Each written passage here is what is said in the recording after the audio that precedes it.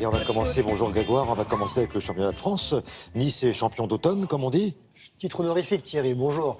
Oui, voilà, c'est la 18e journée, c'est l'avant-dernière journée de cette année 2016. Nice, donc champion d'automne.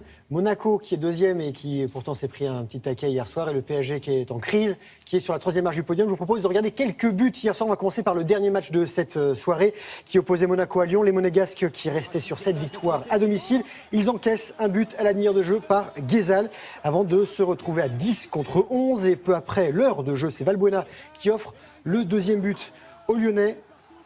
Bakayoko va permettre à Monaco de réduire le score, mais en fin de rencontre, Lacazette fait une belle démonstration de ses talents et permet à Lyon de s'imposer 3-1. L'OL au pied du podium. Monaco, on l'a dit, est deuxième juste derrière Nice. Des Niçois qui recevaient Dijon et Mario Balotelli lui s'offre son troisième doublé cette saison. Il permet aux Aiglons de s'imposer 2-1 et de s'envoler en tête de Ligue 1. Dijon qui s'enfonce à la 18e place. C'est plus compliqué pour eux. Encore des buts avec Marseille qui signe sa troisième victoire consécutive en championnat. Un succès 2-0 face à Lille, but de Gomis et Thauvin. OM 6e, Lille 13e et un dernier résultat, Thierry, Caen qui sort de la zone rouge. Après avoir battu Metz 3-0, les Normands sont 16e et les Lorrains, eux, sont 17e. Voilà pour le football. Parfait. Bravo les handballeuses françaises.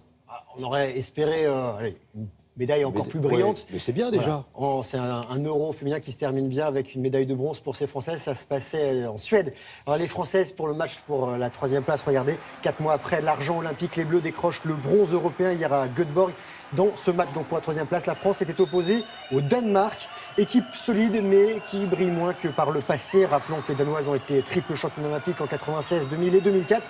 Et les Françaises s'imposent 25-22. Les grandes championnes d'Europe, ce sont les Norvégiennes. Elles sont en blanc, elles ont battu en finale les Pays-Bas 30-29. La Norvège, championne du monde 2015, qui décroche son 7e titre continental, le 6e lors des 7 dernières éditions. Un petit mot de rugby. Coupe d'Europe, Clermont à domicile, bat l'Ulster 38-19. Deuxième défaite en 4 matchs dans cette compétition pour les Irlandais. Troisième succès pour les Auvergnats qui ont inscrit 5 essais.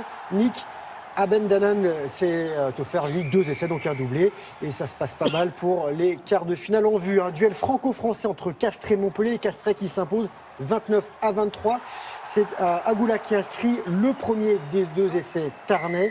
Et Ourda Pieta, lui, qui part du bon pied. Et malgré ce succès, les Castrais auront du mal à se qualifier. Ils sont 3e derrière Montpellier. Et rugby encore, Toulon qui est en blanc, triple champion d'Europe, battu hier sur le terrain des Scarlets, 22-21. L'essai du match pour les Gallois Williams et la Coupe d'Europe qui est quasiment terminée pour les Toulonnais.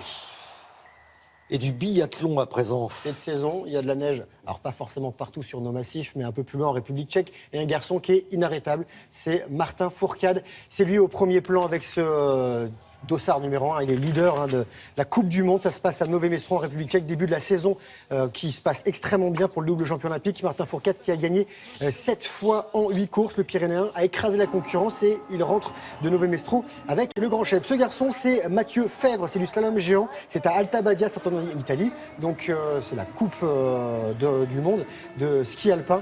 Et le skieur d'Isola 2000, lui, termine deuxième. Le patron, c'est l'Autrichien Hirscher, quintuple tenant de cette Coupe du Monde. Et en ski féminin, pour finir, à Val d'Isère, en Super G, Tessa Worley du Grand Bornand est 5e, le meilleur résultat de sa carrière dans cette discipline. Victoire de la Suissesse Laura Gut. Merci beaucoup Grégoire, c'était complet comme d'habitude.